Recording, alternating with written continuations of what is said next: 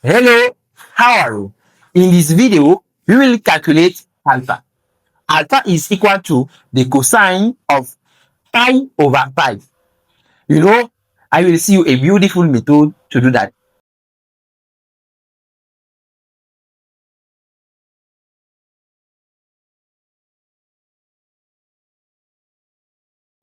This exercise is from Gaëtan from Gabon.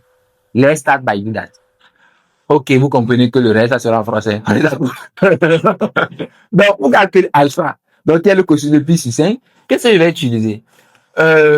Regardez, la méthode va être merveilleuse.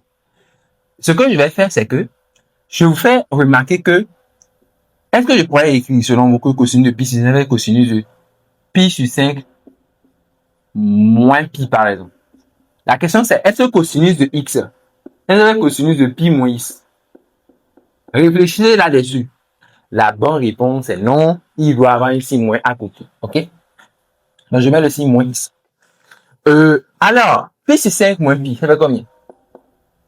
Ça fait pi moins 5, ça fait moins 4 pi sur 5. Alors, ça fait moins cosinus de combien? De 4 pi sur 5. N'est-ce pas? Donc, c'est ça alpha. Moins le cosinus de 4 pi sur 5. N'est-ce pas? Alors, regarde, je vais écrire ça comme moins cosinus de 4 pi sur 5. Je vais mettre ça comme 4 fois x. OK? Avec x qui est égal à 4 pi sur 5. Et ce que nous allons, x égale à pi sur 5 plutôt. Hein? OK? Ce que nous allons faire, c'est que nous allons appliquer la formule que vous connaissez. Cosinus de 2x. Parce que 4x, c'est quoi? C'est 2 fois quoi? C'est 2 fois 2x. Mais je connais la formule pour cosinus de 2y, par exemple. Cosinus de 2y, ça fait combien? Ça fait 2 cosinus carré y moins 1, n'est-ce pas? Ça fait 2 cosinus carré y moins 1. Alors, ici, je vais dire que ça fait moins, tu vois, 2 cosinus carré 2x comme ça. OK? Moins 1. On est d'accord? Je développe, ça fait moins 2. Mais tu vois, le cosinus carré de 2x, je vais encore appliquer la formule. Oui, parce que ça fait cosinus de 2x au carré. Ça veut dire que ici, je vais dire que ça fait cosinus de 2x comme ça. Au carré, bon, le moins, ça fait plus 1. Et j'applique encore la formule cosinus de 2x. Qui fait combien? Qui fait 2 cosinus carré de x moins 1. Donc, le tout au carré plus 1. Alors, j'ai alpha qui fait ça. Tu valides? D'ici là, ça passe bien. OK. On continue notre histoire. On continue notre histoire. On continue notre histoire. OK? Pourquoi est-ce que cette forme, est-ce qu'elle est intéressante? Parce que x, c'était quoi à la base? X, c'est quoi? Pi sur 5, non? Donc, ce que je veux calculer, alpha, en réalité, c'est quoi? C'est cosinus de x. Alpha, c'est cosinus de x. Donc, tu vois que j'ai, alors finalement quoi? J'ai alpha qui est égal à moins 2 facteur de quoi? 2 plus alpha à la base, c'est cosinus de x. Donc, j'ai quoi? J'ai alpha carré, j'ai moins 1, le tout au carré, plus 1. Ouh!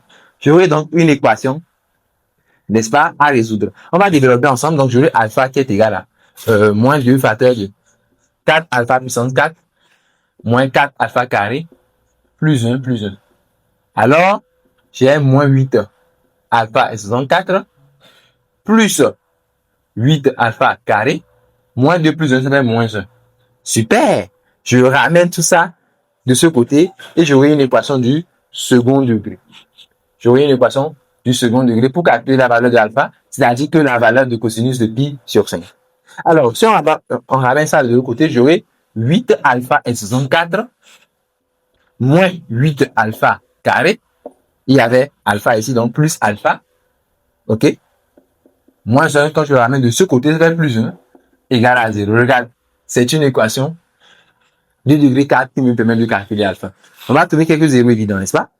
Je regarde, déjà un zéro évident, c'est le nombre alpha égal à 1. C'est un zéro évident. Je vais l'appeler alpha 1.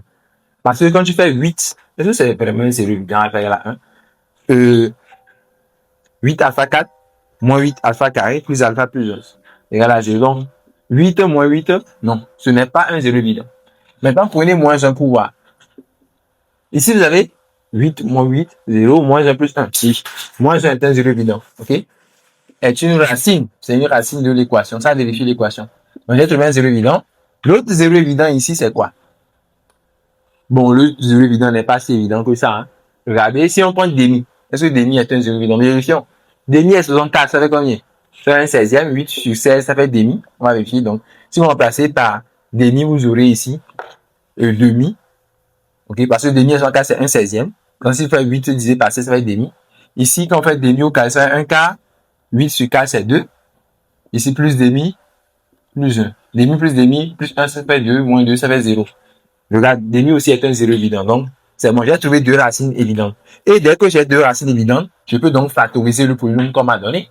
Je pourrais donc dire que le polynôme, donc 8 alpha 4, je peux le diviser par quoi? Quand vous avez deux zéros évidents, vous pouvez faire la division par alpha moins le premier zéro, facteur de alpha moins le second zéro.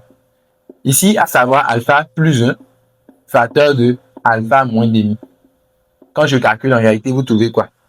Je pourrais voilà, développer et j'aurai alpha carré.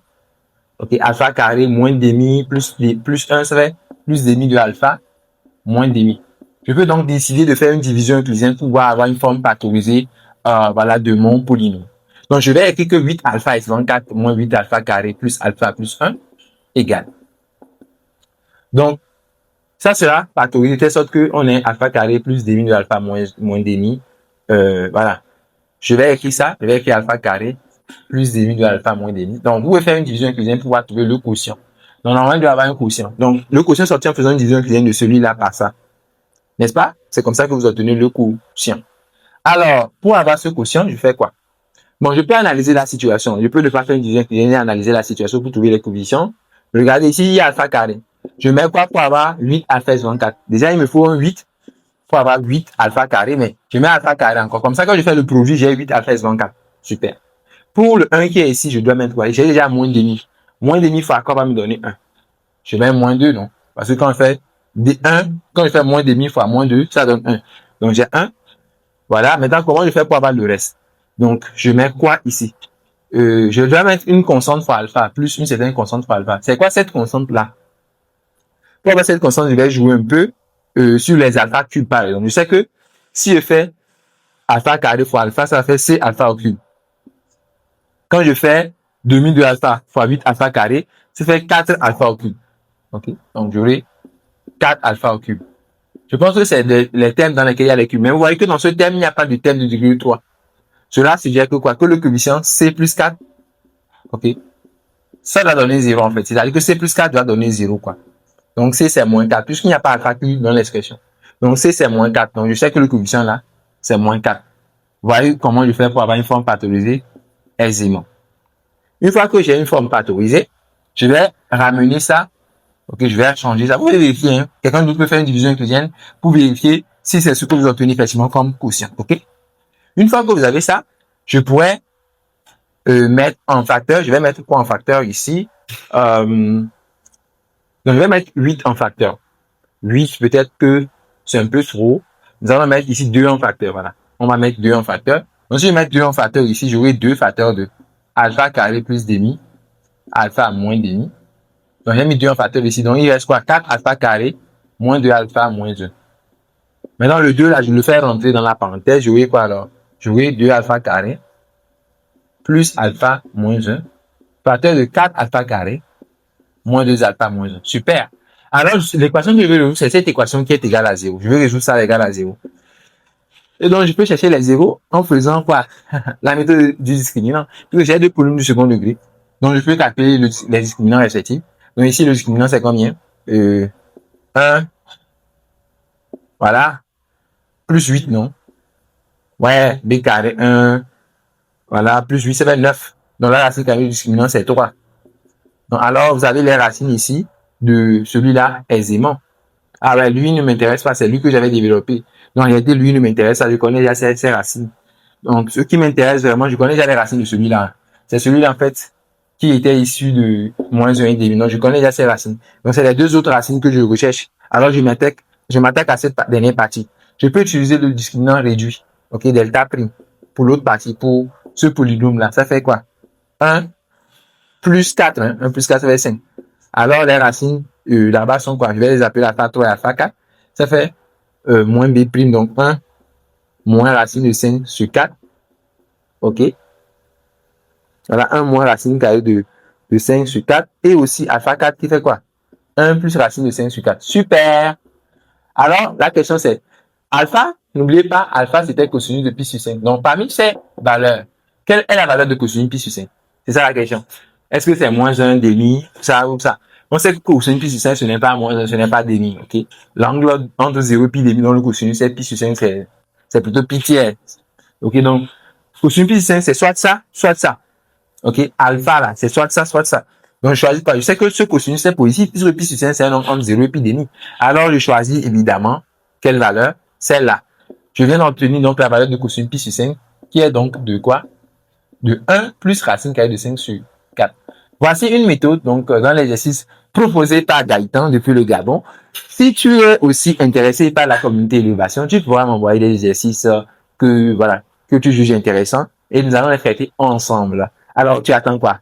Le Zoruste, la zone des